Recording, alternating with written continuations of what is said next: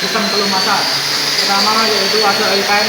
Oil pan berfungsi sebagai penampungan oli. Kedua ada filter oli. Filter oli berfungsi sebagai penyaring kotoran tetapi dengan kotoran yang lebih halus. Ketiga ada bistik. Bistik berfungsi sebagai mendeteksi viscositas oli. Selanjutnya ada PCV valve berfungsi sebagai menyalurkan gas buang ke pusat pembakaran. Selanjutnya ada switch oil berfungsi sebagai pengatur tekanan oli.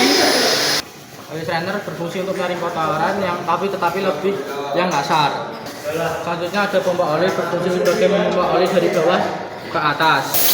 Selanjutnya ada oil pressure berfungsi sebagai pengatur tekanan oli terutama pada mesin saat hidup. Selanjutnya ada oil jet. Oil jet berfungsi sebagai menyemprotkan oli dari bawah ke ruang penggerak. Selanjutnya ada lampu peringatan yang terdapat di dalam kabin, fungsinya yaitu ketika oli akan mulai habis, indikator akan menyala, itu waktunya oli harus segera diganti. Sekian dari materi yang saya sampaikan tentang pelumasan. Bila ada tutur kata saya yang kurang berkenan, wassalamualaikum warahmatullahi wabarakatuh. Perkenalkan nama saya Muhammad Freddy Kapabika, absen 25 dari Sejak 23. Pada kesempatan kali ini saya akan menjelaskan sistem pendinginan. Pertama ada radiator berfungsi sebagai tempat pendinginan air radiator. Selanjutnya ada upper tank berfungsi sebagai penyimpanan air panas dari mesin. Selanjutnya ada lower tank berfungsi sebagai penyimpanan air dingin dari radiator. Tutup radiator berfungsi sebagai tutup radiator agar air radiator tidak mengalami kebocoran dan sebagai penyaluran ke reservoir tank.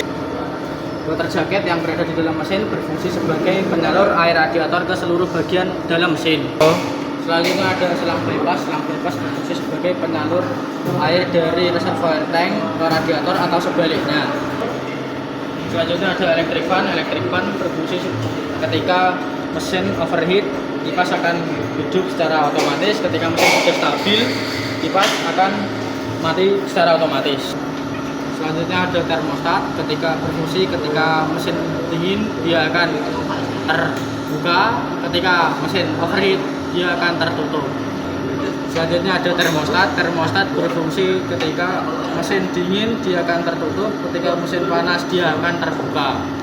Selanjutnya ada upper hose berfungsi ketika ada air radiator yang panas dari mesin disalurkan menuju upper tank.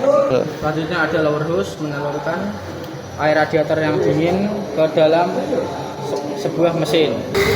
Selanjutnya ada reservoir tank berfungsi sebagai penyimpanan air cadangan radiator. Selanjutnya ada kipas radiator yang berfungsi sebagai mendinginkan air radiator. Selanjutnya ada fan bell yang berfungsi sebagai pemutar kipas agar kipas berputar. Selanjutnya ada ECT, engine coolant temperatur, yang berfungsi sebagai pendeteksi suhu air radiator. Kemudian materi yang sudah saya sampaikan penjelasan tentang sistem pendinginan. Jika ada kata-kata yang kurang berkenan, wassalamualaikum warahmatullahi wabarakatuh.